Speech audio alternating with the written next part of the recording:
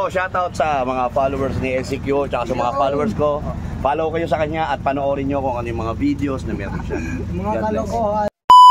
Bagong araw, bagong video na naman to at syempre welcome na naman kayo sa panibagong serye ng buhay ng manong nyo si Kyo. Tong Rosie ko nga ay laging pinapasakit ang aking ulo kaya nga naman heto nag-Shopee na ako. Hindi na kasi nag-work ang kanyang mga switch kaya heto papalitan ko na. Ganun talaga pag hindi na nag-work yung relasyon nyo di. Palitan mo na, maghanap ka na ng iba. Nila, char lang. Pang TMX125 nga pala yung nabili ko na ipapalit ko at hindi na nga rin pala ako nagpatumpik-tumpik pa, winaruar ko na. Grabe kasi dito sa amin mga besyo wagnes ko tuloy-tuloy ang pag-ulan kaya nga naman ngayong maganda na ang araw di sinuktan ko na. Sa part na to nga mga besyo wagnes ko naguguluhan na ako, hindi ko pala alam yung ubrain ko. Okay, saba maging lalaing kadta. Nung hindi ko na nga talaga alam yung ubrain ko, nag-teleport na ako, nandito na ako sa Rosie Company. Yung cable nga lang pala muna ng speedometer yung pinagawa ko kasi heto lang yung minor at sumama nga pala yung biyanan kong lalaki at nung may nakursunadaan siyang sasakyan pa binayada ng sana all. Sa wagas makakasakay na nga rin pala kami sa Montero Esports. Grabe mga besyo wagnes ko, pagkatingin niya nga sa sasakyan hindi na niya pinakawalan. At heto nga mga besyo wagnes ko, ang laki ng aking nguriit, samahan nyo kaming mag road trip. Dahil hindi ako marunong mag drive dito mga besyo wagnes ko ay nag-hire kami ng driver para turuan ako. At dito nga sa may junction ng Luna at Libertad Cagayan ay may mga LTO na nag-aabang na kakaasiman na gini na tiliwan. Heto na nga pala ang magandang bentahe kapag naka Montero Esports ka na po, diretso lang. Pagkalipas nga ng ilang minuto ay nakarating na nga rin kami sa wakas dito sa bayan ng Sanchez Mira at paglihap ko nandito na nga pala kami sa club area. Dito nga ay meron nga pala kaming nakasalubong na Rosie Charjot na overload po. Nagpigsa si kanay. Hindi ko na nga rin pala pinalampas yung pagkakataon na videohan itong napakalaking fish pan na to. Grabe, naglawa na yung kaslatamuging mo. Nila.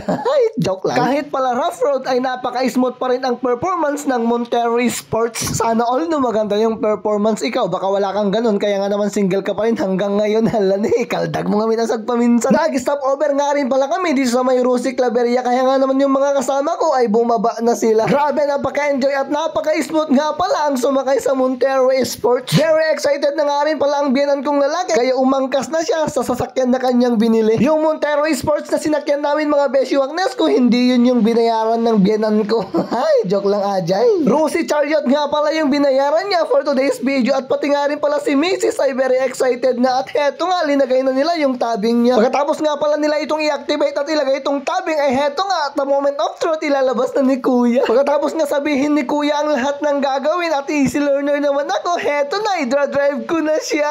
I'll drive you crazy talaga. Nila. Nakasalubong nga pala namin ang mga Evols at hindi man lang ako nakapag-picture sa kanila kaya permi agmuriyot na kita nga banda. Kaya nga naman iniliwag ko muna yung sarili ko, nag-stop over muna kami dito sa may view deck na napakaganda talaga ng view. Alam mo ba kung ano yung pinaka-favorite kong view? Edi I love you.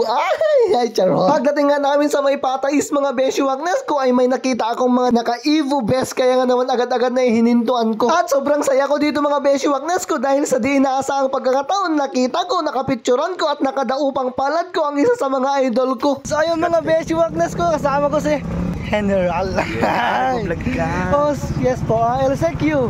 Ano ka? LCQ. LCQ. Yan po. Eh, asan si Nano po?